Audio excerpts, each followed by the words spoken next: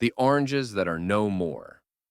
The story of Yusuf, 11 years old from Gaza. My name is Yusuf. I'm 11 years old. I don't really know how to tell stories properly. I'll just tell it the way it happened. Our house stood on the southern edge of Gaza. We had a small yard, and in it, an orange tree. It was old, with crooked branches, but every spring it bloomed. White, almost transparent flowers.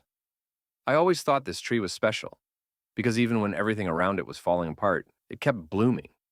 My mother used to say that was a sign God was still with us. I grew up with that tree.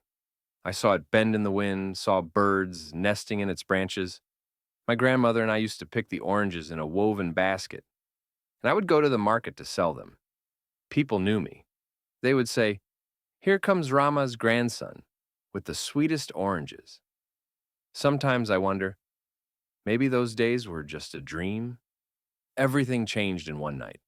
First, a distant hum, like a plane far away. Then, a whistle. And then, an explosion. I never knew sound could be that loud. Our house shook. I remember my father shouting, "Down!" and covering me with his body. Then, the ceiling collapsed. I heard my mother screaming my grandmother's name, but my grandmother didn't answer. I don't remember how we got out. I only remember blood on my arm from broken glass, and my father's hands trembling like an old man's. He kept saying everything was fine, but I saw the fear in his eyes, and if my father is afraid, then it must be truly bad. We moved into a school that had been turned into a shelter. There were no desks, just mattresses, trash, and crying.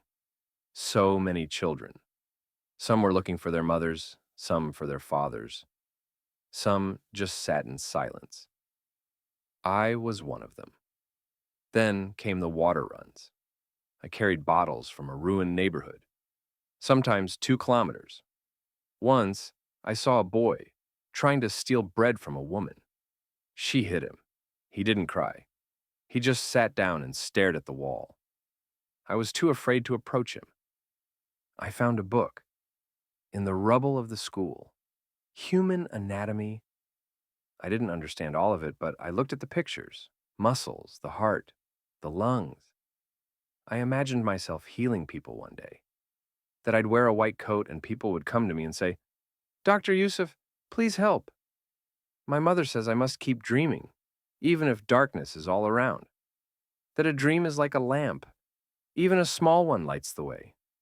Sometimes I think, maybe this is my lamp, this book, this dream. Sometimes at night I still hear the bombs, even when there are none. I wake up sweating.